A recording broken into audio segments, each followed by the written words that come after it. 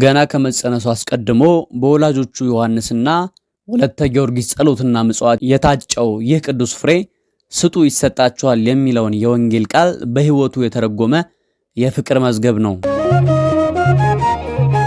በንጽህና 40 ዓመታትን አሳልፎ በጽኑ ደዌ በተመታ ጊዜ ነፍሱን ለመንኩስና ስጋውን ለተጋድሎ አሳልፎ የሰጠ፣ በጸሎቱ ከደረቀ መሬት ውሃን ያፈለቀ፣ በቃሉ አራዊትን የገራ፣ በግርማውም ሰይጣንን ድል ያደረገ የቤተ ክርስቲያን ኃያል አርበኛ ነው። ራሱን ዝቅ አድርጎ ለነዳያን ምግብ ለማግኘት ሲል ለፈረስና ለበቅሎ ሳር እስከ ማጨድ ራሱንም ለባርነት እስከ መሸጥ የደረሰው ይህ የትህትና ባህር ዛሬም በገዳመ ወንትያ በቃል ኪዳኑ ሕያው ሆኖ ይኖራል። መቃብሩ ብርሃን የሚወርድበት፣ አፈሩና ጸበሉ ድውያንን የሚፈውስበት፣ አህያው ሳይቀር በስማቸው ተአምራት የሚያደርግበትና የሰባት ትውልድ የምህረት ቃል ኪዳን ባለቤት፣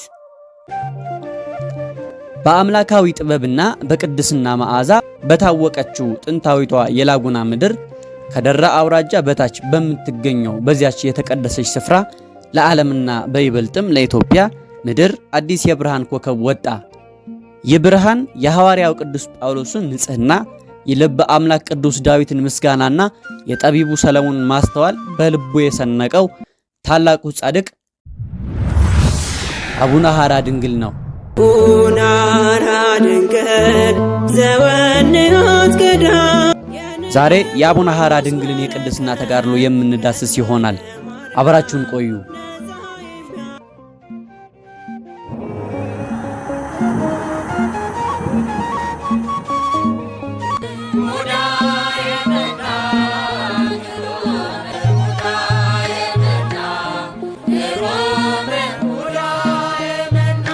በስመ አብ ወወልድ ወመንፈስ ቅዱስ አሃዱ አምላክ።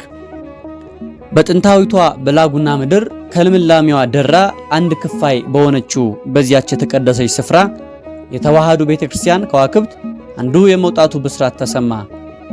በዚያ የጸጥታና የመንፈሳዊነት ማዕከል ውስጥ ስሙ በሰማይና በምድር የከበረ ዮሐንስ የተባለ የራማቂስና በደግነቷ የምትታወቅ ወለተ ጊዮርጊስ የተባለች እናት ይኖሩ ነበር። እነዚህ ጥንዶች በወገን ከከበሩ መኳንንት ቢወለዱም ክብራቸውን ግን በምድራዊ ማዕረግ ሳይሆን እግዚአብሔርን በመፍራትና በበጎ ምግባር ላይ መሰረቱ። ሕይወታቸው ከክፋት የራቀ፣ ልባቸው በቅድስና የታጠበና ቤታቸውም የመንፈሳዊነት ማደሪያ ነበር። እግዚአብሔርም ለዚህ ደግ ቤት 3 ወንዶች ልጆችን በበረከት ሰጣቸው። ከነዚህም መካከል አንዱ ለኢትዮጵያ የጽናት ብርሃን ለዓለምም የመንፈሳዊ ዕውቀት መብራት እንዲሆን የተመረጠው ታላቁ ጻድቅ አቡነ ሐራ ድንግል ነው። ዛሬ የምንተርክላችሁ ይህንን የብርሃን ጉዞና የቅድስና መጀመሪያ ነው። የአቡነ ሐራ ድንግል ወላጆች ጻድቁን ከመውለዳቸው አስቀድሞ ቤታቸውን የፍቅር ማዕድ፣ እጃቸውን ደግሞ የችግረኞች መጠጊያ አድርገውት ነበር። ስጡ ይሰጣቸዋል የሚለውን የወንጌል ቃል በልባቸው አንግሰው ባላቸው ጊዜ ሰጡ፣ በሌላቸው ጊዜ ደግሞ ያዝኑ ነበር። ለጦማዳሪዎች፣ ለሙት ልጆችና ለባልቴቶች ከገንዘባቸው በላይ ፍቅራቸውን አካፈሉ። ዛሬም ቢሆን ካለ ስጥ ከሌለህም እዘን የሚለው ቅዱስ መመሪያ ለዚህ ደግ ቤት የኑሮ መመሪያቸው ነበር። እነዚህ ቅዱሳን ወላጆች በምጽዋታቸው መካከል ዕለት ዕለት ወደ ፈጣሪ እንዲህ እያሉ ይቃትቱ ነበር። አቤቱ ጌታ ሆይ አንተን ደስ የሚያሰኝ ፈቃድህንም የሚፈጽም ለፍጥረት ሁሉ የሚጠቅም ደግ ልጅ ስጠን።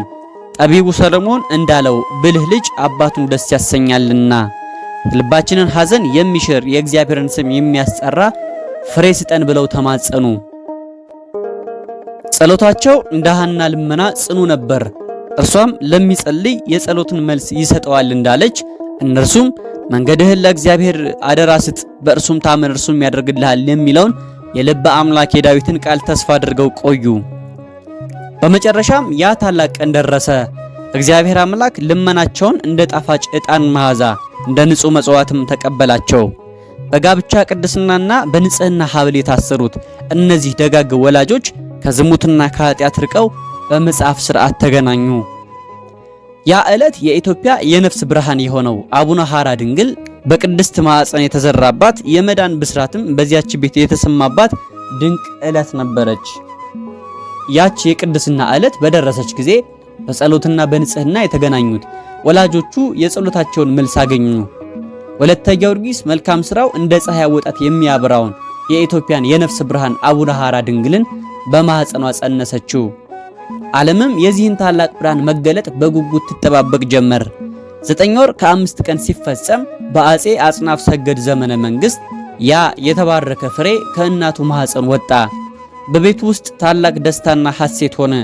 አባቱ ዮሐንስና ዘመዶቹ ሁሉ በልጃቸው ተደሰቱ። ልበ አምላክ ቅዱስ ዳዊት በመዝሙሩ መልካም ዛፍ መልካም ፍሬ ያፈራል እንዳለ ወላጆቹን በምእመናን አንደበት የሚያስመሰግን ለፍጥረት ሁሉ የሚተርፍ የተባረከ ልጅ ተወለደላቸው። በ40ኛው ቀን ወላጆቹ ሕፃኑን በሐዋርያት ሥርዓት መሰረት ወደ ቤተክርስቲያን ወሰዱት። በዚያም የጥምቀት ሥርዓትን ተካፈለ። ስሙም ሐራ ድንግል ተብሎ ተሰየመ።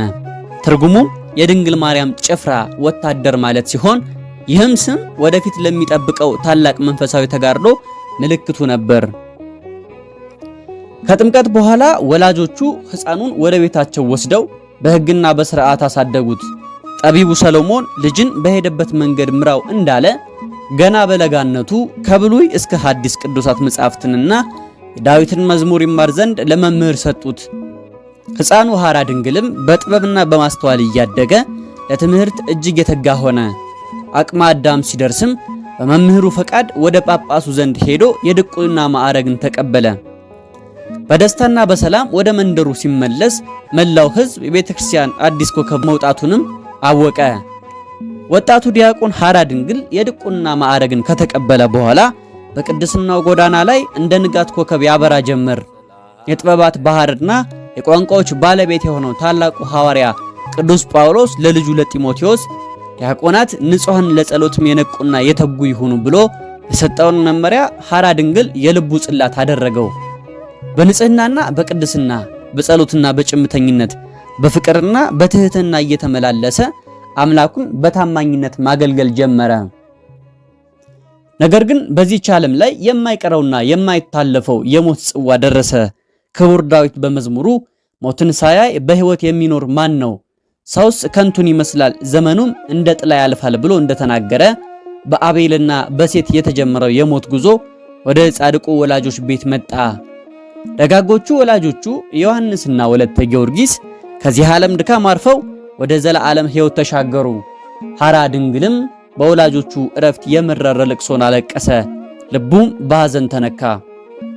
ይህ ሐዘን ግን ወደ ተሻለ መንፈሳዊ ከፍታ መራው። አባታችን ሐራ ድንግል ከወላጆቹ ሞት በኋላ በጣና ደሴቶች መካከል ሬማና ዘጌ እየተመላለሰ ለጥቂት ወራት ተቀመጠ። የዓለምን ግርግርና ከንቱነት ተረዳ። እንደ ሌሎቹ የዓለም ሰዎች ትዳርን መመስረትና ስጋዊ ደስታን መፈለግ አልወደደም። ይልቁንም ድንግልና የነፍስ ጌጥ ናት ብሎ በንጽህና ለመኖር ወሰነ።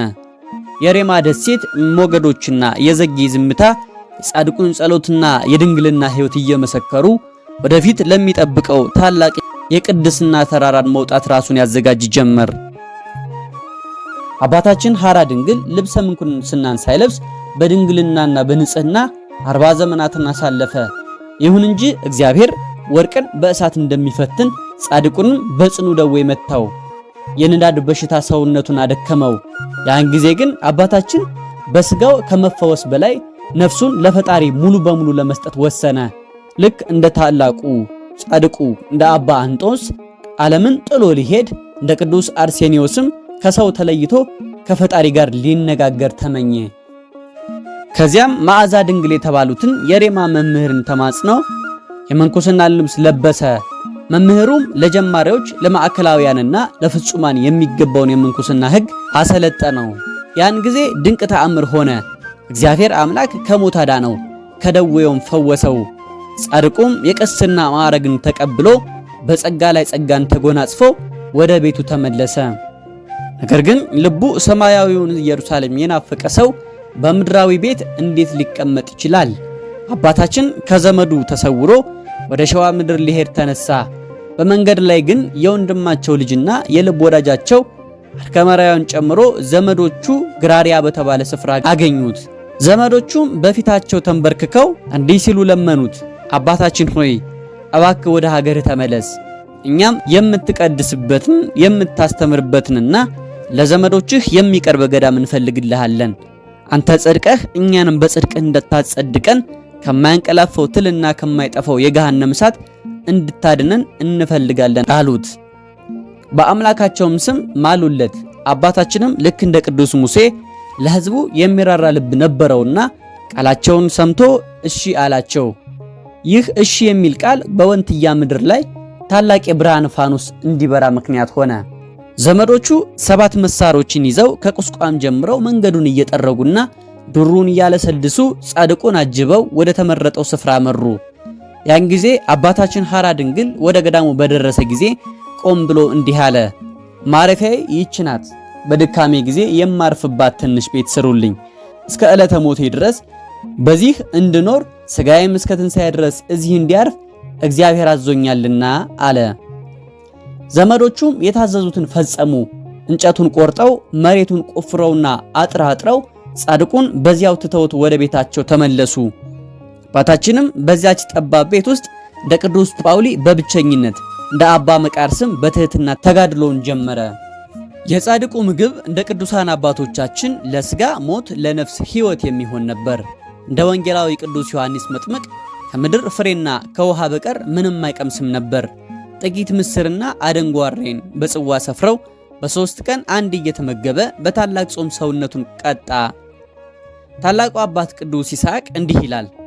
ከመጠን በላይ መጾም ሳይሆን ለሥጋ ረብ የሚሆንን ነገር በመተው ነፍስን ማለምለም ቅድስና ነው። አባታችንም በዚህ ጽኑ መንገድ ሄደ። ያን ጊዜ ግን የሰው ልጅ ጠላት የሆነው ሰይጣን ጻድቁን ሊያስፈራራ ብዙ አራዊትን ሰደደበት። አንበሶችና ነብሮች፣ ዝሆኖችና ጅቦች ዙሪያውን ከበው ቢያስፈራሩት አባታችን ግን በፍጹም አልደነገጠም። ልበ አምላክ ቅዱስ ዳዊት በአንበሳና በእባብ ላይ ትጫማለህ፣ አንበሳና ዘንዶውን ትረግጣለህ እንዳለ አባታችን በጸሎትና በእምነት አራዊቱን ገራቸው። ከፊቱም እንደ ጢስ ተበታትነው ሸሹ። ከዚያም በኋላ ያንን በረሃ ወደ ገነትነት ቀየረው። የቅል አይነት ተክሎችን፣ ወይንን፣ ሎሚንና ኮክን በመትከል ገዳሙን አለመለመው።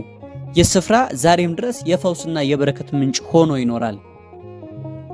አባታችን አቡነ ሐራ ድንግል በገዳሙ የተከለውን አዝዕርትና ፍራፍሬ ለማጽናት እጅግ ሩቅ ከሆነ ወንዝ ውሃን በትከሻው ተሸክሞ ይመጣ ነበር።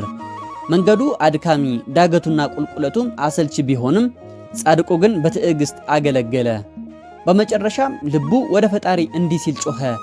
አቤቱ ጌታ ሆይ ከእናቴ ማፀን ያወጣኸኝ እስከዚችም ሰዓት በቸርነት ያደረስከኝ ፈጣሪ ሆይ ሙሴ በበረሃ ከዓለት ላይ ውሃን እንዳፈለቀ አንተ ዛሬም ያው ነህና ከዚህ ደረቅ ምድር ውሃን አውጣልኝ ብሎ ጸለየ። ያለ እግዚአብሔር ፈቃድ ቅጠል ከዛፍ አይወድቅምና ጻድቁ ምድሩን በቆፈረና በመስቀል ምልክት በባረከበት ጊዜ ድንቅ ተአምር ሆነ።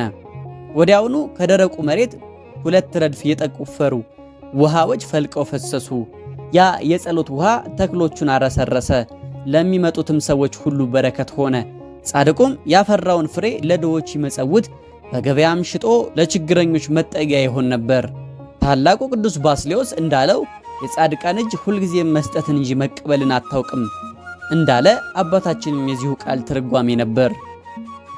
ነገር ግን የብርሃን ሥራ ሲሰራ የጨለማው ገዢ ሰይጣን ዝም አይልም ነበርና አባታችንን ከቅድስና መንገዳቸው ሊያናውጥ በሴት አምሳል ተመስሎ መጣ። በነጭ ሐር ተጎናጽፎ በወርቅና በብር አጊጦ በጉትቻና በቀለበት ደምቆ ቀረበው። ለምን ብቻህን ትኖራለህ? ከእኔ ጋር ብትኖር አይሻልምን? እያለ በዝሙት ጦር ሊወጋው ሞከረ። አባታችን ግን የሰይጣንን ተንኮል በመንፈስ ቅዱስ ተረዳ። እንደ ቅዱስ ጊዮርጊስ በሃይማኖት ጋሻ ተከልለው በጠበል ዕቃ የነበረውን ውሃ በሰይጣኑ ላይ ረጨበት። ያን ጊዜ የጥፋት መልእክተኛው ደንግጦ ሸሸ፣ በባህር ውስጥም ሰጠመ። አባታችንን ለማሳሳት 7 ጊዜ በተለያየ መንገድ መጣ። ነገር ግን በእግዚአብሔር ኃይልና በአባታችን ጽናት ድል ተደረገ። ልክ እንደ ቅዱስ ቆጵርያኖስ የሰይጣንን መሰሪነት በጸሎት ሰባበረው። ዛሬም ድረስ ያ በጸሎታቸው የፈለቀው ጸበል ለብዙዎች የነፍስና የሥጋ ፈውስ እየሆነ ይገኛል። በዚያች ቅድስት ገዳም ውስጥ ተአምራት እንደ ጠዋት ፀሐይ ዘወትር ይፈነጠቁ ነበር። በአንድ ወቅት ነብር ያባረራት አንድ ምስኪን ሚዳቆ ለሕይወቷ ሰግታ ወደ አባታችን ሐራ ድንግል ቤት ገባች። የጻድቁን ግርማ አይታ ከእግራቸው ስር ተጠልላ በሰላም አረፈች። ነብሩም ተከታትሎ መጣ። ነገር ግን በደጃቸው የቆመውን ጻድቅ ሲመለከት የእግዚአብሔር ግርማ አስፈራርቶት ወደ ውስጥ ሊገባ አልቻለውም። ቁጣው የበረታው ነብር በደጁ ሲፍገመገም አባታችን እንዲህ አለው፣ አንተ አውሬ ሆይ ገድለህ ትበላት ዘንድ እግዚአብሔር አልሰጠህም አለው። ይህን ቃል እንደሰማ ነብሩ እንደ ታዛዥ ብላቴና ተረታ፣ ሳይነካትም መንገዱን ቀጠለ። ሚዳቋም በዚያች ሌሊት በጻድቁ ቤት በሰላም አደረች። በማግስቱ አባታችን እንደ ቅዱስ ኖህ ለአራዊቱ ባለ አደራ በመሆን ትናንት ያሳደደሽ ነብር ሄዷልና ወደ ቦታሽ ተመለሽ ብለው አሰናበቷት። እርሷም ቃላቸውን ሰምታ ወደ ዱር ተመለሰች። ይህ ድርጊት አባታችን ልክ እንደ ቅዱስ ገብረ መንፈስ ቅዱስ ከአራዊት ጋር ያላቸውን ጥልቅ መንፈሳዊ ትስስር የሚያሳይ ድንቅ ተአምር ነው። በአባታችን ዙሪያም ሁለት ታማኝ ደቀ መዛሙርት ነበሩ። አንዱ የታዘዘውን ሁሉ የሚፈጽም ደግ ወንድ ሲሆን፣ ሌላዋ ደግሞ ዓለምን ንቃ በመንፈሳዊ ተጋድሎ የበረታችው ዓመተ እግዚእ ነበረች። ዓመተ እግዚእ በሥጋ ዘመዳቸው ብትሆንም ክብሯን ግን በአገልግሎትና በታዛዥነት ላይ መሰረተች። ከአባታችን ቤት ጥቂት ራቅ ብላ እየኖረች እስከ ዕለተ ሞቷ ድረስ በቅድስናና በታማኝነት አገለገለች። ታላቁ አባት ቅዱስ ባስልዮስ እንዳለው እውነተኛ ታዛዥነት የቅድስና መጀመሪያ ነው። ዓመተ እግዚእም በአገልግሎቷና በብልህነቷ የአባታችን ልብ ደስ አሰኘችው። እንደ ቅዱስ ጳኩሚስ ደቀ መዝሙራት እነዚህን ቅዱሳን ሰዎች የወንትያ ገዳምን የመንፈሳዊነት ማዕከል አደረጓት። ዛሬም ድረስ የእነዚህ ቅዱሳን በረከት በዚያች ስፍራ ላይ እንደ ሰማይ ጠል ይፈሳል። በወንትያ በረሃ የብርሃን ፋኖስ ሆነው የሚበሩት አባታችን አቡነ ሐራ ድንግል በትህትናቸው መካከል የጽድቅ ግርማ ነበራቸው። ነገር ግን የክፋት አሽከሮች ጻድቁን ለመፈተን መጡ። የአንዲት ባለጸጋ ሴት አገልጋዮች ወደ አባታችን ቤት ዘልቀው በመግባት አንተ የንጉሥ ከዳተኛ በአመጽ የምትኖር አይደለህምን እያሉ ቅዱሱን በአንደበት ስድብ አቆሰሉት። ጻድቁ ግን እንደ ጌታቸው እንደ ኢየሱስ ክርስቶስ ቢሰድቡት መልሶ አልተሳደበም፣ ዝምታን መረጠ። አገልጋዮቹን ተክሎ ያሳደገውን የወይን ዘለላ በግፍ ቆርጠው ወሰዱት። ነገር ግን በእግዚአብሔር ሰው ላይ መቆጣት ዋጋ አለው። እነዚያ አገልጋዮች የሰረቁትን ወይን ለእመቤታቸው በሰጡ ጊዜ ግፍ የፈጸመው አንደኛው አገልጋይ በጽኑ የሆድ በሽታ ተመታ። እመቤታቸውም ስህተቱን ከራሳቸው ጠይቃ ተረርታ እባክህ እነዚህን በደለኞች ማርልኝ ስትል ወደ አባታችን ላከች። ጻድቁም እግዚአብሔር ይቅር ካላቸው እኔም ይቅር ብያቸዋለሁ አለ። ነገር ግን ጻድቁን የተሳደበው ያ አንደኛው አገልጋይ ሞተ። ይህም የሆነው በቅዱሳኖቼ ላይ አትጨክኖ የሚለው የመለኮት ቁጣ ስለበረታ ነው። ታላቁ ቅዱስ ዮሐንስ አፈወርቅ ቅዱሳንን የሚነካ የእግዚአብሔርን ዓይን ብሌን ይነካል እንዳለ በዚያ ስፍራ የነበሩ ሁሉ ፈሩ፣ አደነቁም። ታሪኩ ግን በዚህ አያበቃም። እጅግ አስደናቂው ተአምር ገና ነው። ለረጅም ወራት ጻድቁን ስታገለግል የነበረችው ዓመተ ወልድ ዓመተ እግዚእ በጽኑ ታማ ሞተች። መላእክት ሞትም ነፍሷን ነጥቀው ወደ ፈጣሪ መንበር አደረሷት። ያን ጊዜ አባታችን ሐራ ድንግል መሪር ልቅሶን አለቀሰ። ወደ ፈጣሪም እንዲህ ሲል ጮኸ፣ አቤቱ ጌታ ሆይ ነፍስና ስጋዬን በአንተ ላይ ጥያለሁ ብላ በእኔ የተማጠነችውን በሕይወት ሳለችም በታማኝነት ያገለግለችኝን ይህችን ልጄን ማርልኝ ከሞትም አስነሳልኝ ብለው ተማጸኑ። ያለ ጻድቃን ፈቃድ ፈጣሪ አንዳች አያደርግምና ድንቅ ቃል ከሰማይ ተሰማ። እግዚአብሔር አምላክ መላእክቱን እንዲህ አላቸው፣ ይህችን ነፍስ ለምን ወደ እኔ አመጣችኋት? እርሷ እኮ የሐራ ድንግል ናት። የእርሱ እስከሆነች ድረስ ወደ እርሱ መልሷት አላቸው። በዚያች ቅጽበት ሊቀ መላእክት ቅዱስ ገብርኤል የታዘዘውን ይፈጽም ዘንድ ወረደ። ከፈጣሪ አንደበት የወጣውንም አዋጅ ለወዳጁ ለሐራ ድንግል 3 ጊዜ ይነግር ዘንድ ነፍሷን ይዞ መጣ። ሞት ተሸነፈ። የጻድቁም ቃል ሰማይን ቀዶ ተሰማ። በሰማያት ድንቅ አዋጅ ተነገረ።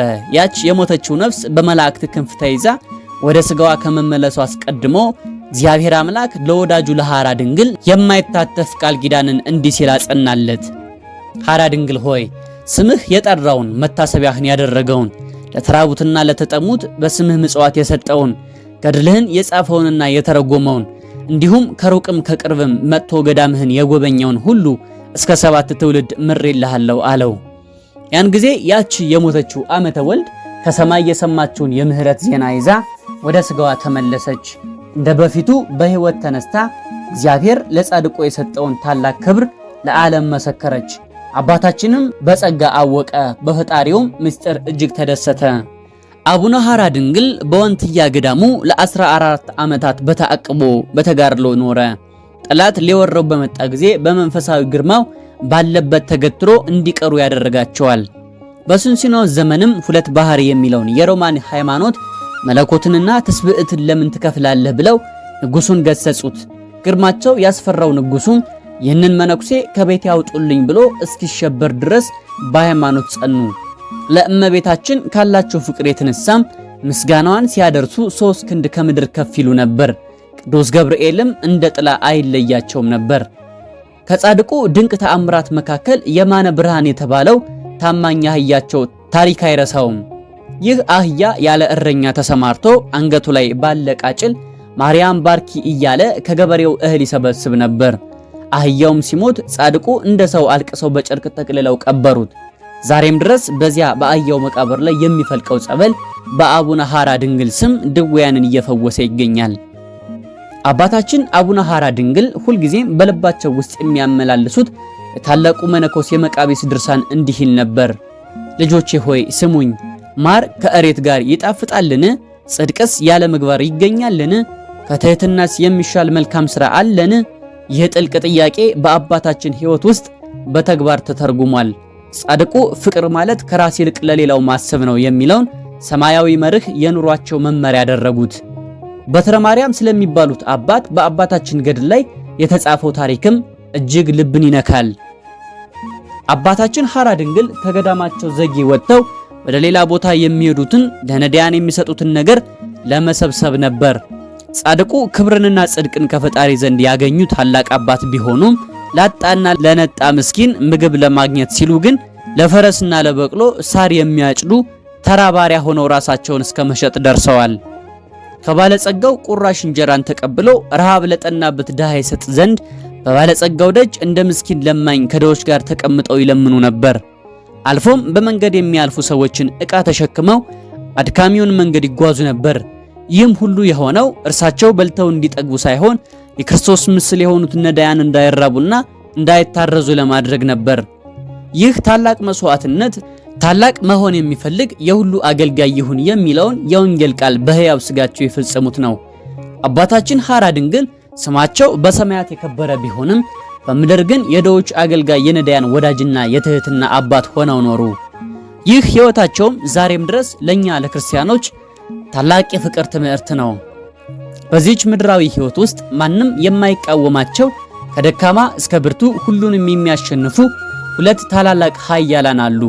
እነርሱም ደዌና እርጅና ናቸው። ከነዚህ ሁለት ኃያላን እጅ የሚያመልጥ በስጋው የማይሸንፍ ሰው የሰው ወገን የለም። ታላቁ ጻድቅ አቡነ ሐራ ድንግልም እንደ ሰውነታቸው የስጋ ድካም ደረሰባቸው፣ የረፍታቸውም ቀን ቀረበ። ነገር ግን ለደከሙና ለታመሙ ቅዱሳን ሞት እረፍት እንጂ ፍርሃት አይደለም። ጻድቁ ሊያርፉ ሲሉ መድኃኔ ዓለም ክርስቶስ ከአላፋት መላእክት ጋር በታላቅ ግርማ ከሰማይ ወረደ። ወደ ወዳጁ ወደ ሐራ ድንግልም ቀርቦ እንዲህ አላቸው። ወዳጄ ሐራ ድንግል ሆይ ስለኔ ብዙ ዓመታት ደክመሃል። ከልጅነትም ጀምሮ እስከዚህ ሰዓት ድረስ በቅድስና አገልግለህኛል። ፈቃዴንም ፈጽመሃልና የድካምህንም ዋጋ የማይታጠፍ ቃል ኪዳን እሰጥሃለሁ። ያ ድንቅና ለትውልድ የሚተርፍ ቃል ኪዳንም ይህ ነው። በእጅህ የተባረከውን ለተራቡና ለተጠሙ እህልና ውሃን በመስጠት በዓልህን ያከበረውን ሁሉ ኃጢአተኛና በደለኛ ቢሆን እንኳ በጸሎትህና በቃል ኪዳንህ የታመነውን ገድልህን የጻፈውን ያነበበውንና የተረጎመውን ቃለ ሕይወትህን ሰምቶ ለሌሎች ያሰማውን ገዳምህን ከሩቅም ከቅርብም መጥቶ የተሳለመውንና ልጆቹን በስምህ የጠራውን ሁሉ እነዚህን ሁሉ ከስጋና ከነፍስ ባርነት ነፃ ይወጡ ዘንድ እስከ 7 ትውልድ ምሬልሃለሁ። አባታችን ሐራ ድንግል መድኃኔ ዓለም ክርስቶስ የሰጣቸውን ያንን የማይጠፋና ዓለምን የሚበጅ ቃል ኪዳን በሰሙ ጊዜ በታላቅ ተመስጦ ወደ ፈጣሪያቸው እንዲህ ሲሉ አመሰግኑ። አምላኬ ሆይ ከፍ ከፍ አደርግሃለሁ፣ ቅዱስ ስምህንም ለዘላለም አከብራለሁ። ደግሞ ይሁን ክፉ በእኔ የተማጠነ ሁሉ ይድን ዘንድ ይህን ታላቅ የምህረት ቃል ኪዳን ሰጥተኸኛልና ሁልጊዜም ስምህን አመሰግናለሁ እያሉ አመሰገኑ። እግዚአብሔርም ይህን የምስጋና መስዋዕት ወዳጁ ከተቀበለለት በኋላ ወደ ሰማያዊም ክብሩ አረገ። ያን ጊዜ አባታችን ሐራ ድንግል ፊታቸውን ወደ ገዳማቸውና ወደ ወደዷቸው ልጆቻቸው መልሰው በረከት እንደ ዝናብ የሚፈስበትን ታላቅ ቡራኬ እንዲህ ሲሉ አተሙ። የአብ የወልድና የመንፈስ ቅዱስ በረከት በገዳሜና ስሜን በሚጠሩ ሁሉ ላይ ይደር። አምላክን በወለደች በእመቤታችን በቅድስት ድንግል ማርያም በረከት እኔን የሚወዱ ሁሉ ይባረኩ። የማያንቀላፋ ትጉሃን የቅዱሳን መላእክት የሚካኤልና የገብርኤል የኪሩቤልና የሱራፌል ጥበቃ በገዳሜና በእኔ በሚማጸኑ ሁሉ ላይ ይደር። የሰማዕታቱ የእስጢፋኖስና የጊዮርጊስ የመርቆሬዎስና የፋሲለደስ የቴዎድሮስና የገላውዲዮስ የድል አድራጊነት ኃይል ፈቃዴን በሚፈጽሙ ሁሉ ላይ ይደር።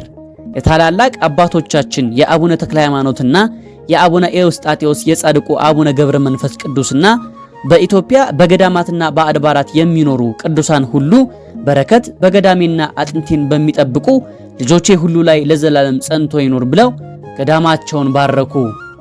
ይህ ታላቅ ቡራኬ ዛሬም በገዳም ወንትያ የታተመ ነው። በአባታችን ባህራ ድንግል ስም የተማጸነ በቃል ኪዳናቸው የታመነና በረከታቸውን የፈለገ ሁሉ ቅዱሳኑን የመላእክቱ ጥበቃ አይለየውም።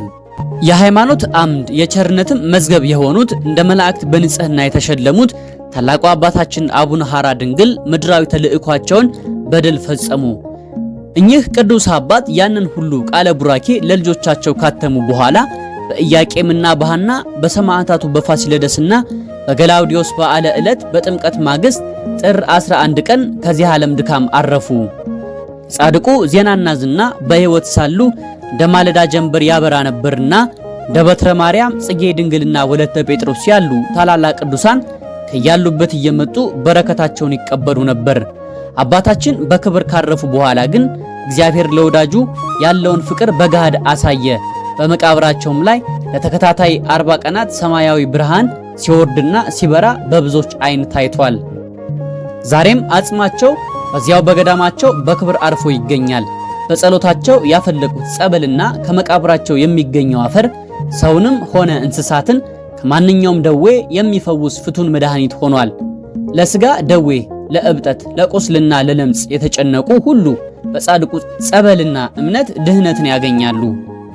የአባታችን አቡነ ሐራ ድንግል ዓመታዊ የዕረፍት በዓል ጥር 11 ቀን በባህር ዳር ዙሪያ በሚገኘው ገዳማቸው በታላቅ ድምቀት ይከበራል። ጻድቁ አባታችን ሆይ ስለ ሃይማኖትህ ጽናት፣ ስለ ድሆችህ ፍቅርና ስለ ራራህላቸው አራዊት ሁሉ ብለህ በቃል ኪዳንህ የተማጸነውን ይህን ትውልድ አስብ። ጻድቁ ረድኤት በረከትና የአቡነ ሐራ ድንግል የማይታጠፍ ቃል ኪዳኑ ከሁላችን ጋር ለዘላለም ይኖር። ቪዲዮውን ከወደዳችሁት ላይክ ማድረግን አይርሱ እያልን በቀጣይ እስከምንገናኝ ቸርን ሰንብት። ወስብሐት ለእግዚአብሔር ወለወላዲቱ ድንግል ወለመስቀሉ ክቡር። ይቆየን።